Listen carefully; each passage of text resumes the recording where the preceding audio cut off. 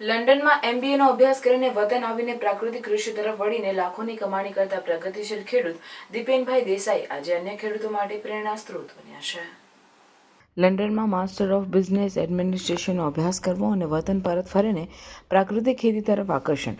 નર્મદા જિલ્લાનું લાછરસ ગામનો યુવાન પ્રગતિશીલ ખેડૂત મિત્ર દીપેનભાઈ કાંતિભાઈ દેસાઈ, જેઓ છેલ્લા 5 વર્ષથી પશુપાલનની સાથે 14 એકર જમીનમાં મિશ્ર પાક પદ્ધતિની પ્રાકૃતિક ખેતી કરે છે.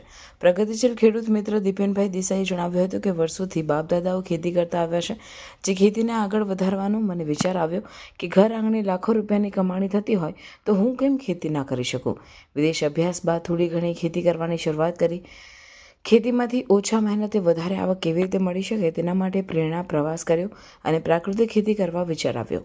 વર્ષ 2019માં પ્રાકૃતિક ખેતીની શરૂઆત કરી, જેમાં કોઈ પણ જાતનો રાસાયણિક ખાતરનો ઉપયોગ કર્યા વગર બીજામૃત, જીવામૃત, ધન જીવામૃત, આચ્છાદાન અને વર્મી કમ્પોસ્ટ ખાતર બનાવીને ખેતરમાં ઉપયોગ કરવા લાગ્યો.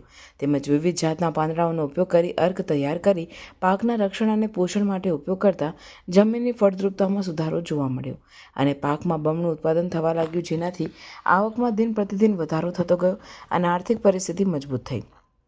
14 એકર જમીનમાં મિશ્ર પાક પદ્ધતિ અપનાવીને સિઝન વાઇઝ 12 માસ પ્રાકૃતિક ખેતી કરતા પ્રગતિશીલ ખેડૂત મિત્ર દીપેનભાઈ દેસાઈના ખેતરમાં શેરડી, પપૈયા, કેળા, કપાસ, હળદર, આંબાની વાડી છે. જ્યારે શાકભાજીમાં ટમેટા, રીંગણ, ડુંગળી, કોબીજ, મરચાં, પાપડી, કોથમીર, તુવેર અને ભીંડા, લીંબુ અને વિવિધ પ્રકારની લીલી ભાજી તેમજ ફળફળાદી જોવા મળે છે, જેમાંથી લાખોની કમાણી કરે છે. પશુપાલન માટે ખેતરમાં લીલો ઘાસચારો ઉગાડીને પૌષ્ટિક પશુ આહારનો ઉપયોગ કરે છે. દેસાઈએ ખેતરની વધુ માહિતી આપતા જણાવ્યું કે શેરડીને નર્મદા સુગર ધારીખેડા ખાતે આપવામાં આવે છે, જ્યારે પપૈયા અને કેળાને સ્થાનિક જગ્યાએથી જ વેપારીઓ આવીને લઈ જાય છે. ઘરે જ હળદરનું પ્રોસેસિંગ કરી પાવડર બનાવી વેચાણ કરવામાં આવે છે. તેના બિયારણનું પણ વેચાણ કરવામાં આવે છે. નિરોગી જીવન માટે હર હંમેશ પોતાના ખેતરમાં પ્રાકૃતિક ખેતી થકી થતી શાકભાજીનો સંપૂર્ણપણે ઘરમાં ઉપયોગ થાય એવા એમના આગ્રહના કારણે ઘરમાં મીઠું સિવાય કોઈપણ જાતની શાકભાજી બજારમાંથી લાવવી ના પડે તેવો પ્રયત્ન કરે છે.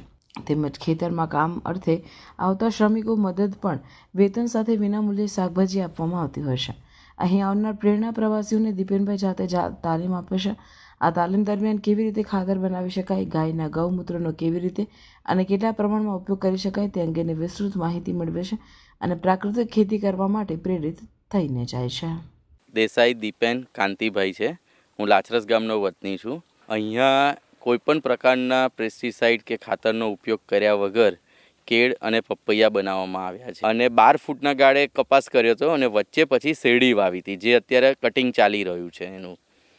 એમ કરીને એ મિક્સ ક્રોપની અંદર કપાસ અને શેરડી કરી હતી અને જ્યારે 6ઠ્ઠો મહિનો આવ્યો ત્યારે અંદર 2 ચાસ વચ્ચે હળદરનું પ્લાન્ટેશન કર્યું હતું.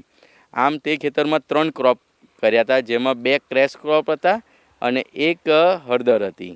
જ્યાં આંબાવાડિયું કર્યું છે ત્યાં 2 આંબા વચ્ચે આંબા અત્યારે ડેવલપ થઈ રહ્યા છે, નાના છે, એટલા માટે એની અંદર પપૈયાનું પ્લાન્ટેશન કરેલું છે અને અત્યારે ત્યાં પપૈયા અને આંબા અને ડુંગળી ઊભા છે. અહીંયા તમે જે ડ્રમ જોઈ શકો છો તેમાં જીવામૃત બનાવેલું છે, પ્લસ એની અંદર જે ગાય 12 વસ્તુ નથી ખાતી, જે ધંતુરો, કેસુડો, પછી આંકડો, એવા બધાના પાનને પીસીને એનો અર્ક બનાવીને એનું રક્ષણ માટે અને પોષણ માટે આમ કરીને 2 પ્રકારના 100 જેટલા બેક્ટેરિયાઓ છે જેની અંદર, એનો સૌથી વધારે ઉપયોગ કરવામાં આવ્યો છે.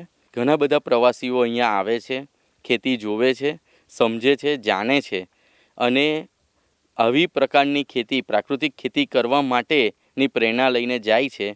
કેવી રીતને ખાતર બનાવવું, કેવી રીતને ગાયના પેશાબનો ઉપયોગ કરવો, છાશ, ગાયનો પેશાબ અને છાણનું યોગ્ય પ્રમાણ કેવી રીતને રાખવું, એ બધાની તાલીમ અહીંયાથી લઈને એ લોકો જઈ રહ્યા છે. કેમ બને તેમ વહેલું અને વધુ ઉત્પાદન મળે એની જે રેસ ચાલી રહી છે એનાથી થોડુંક પાછળ હટી, 1 ડગલું પાછળ હટીને આપણે જોવું પડશે કે આપણો સમાજ ક્યાં જઈ રહ્યો છે, આપણી ખેતી ક્યાં જઈ રહી છે, આપણી જમીનની શું પરિસ્થિતિ છે અને એના આધારે ગાય આધારિત કાં તો જે આપણા વડવાઓ પરંપરાગત જે ખેતી કરતા હતા એ વધુમાં વધુ આપણે કરવી પડશે. એના માટે પશુપાલન સાથે કરવું અવશ્ય છે.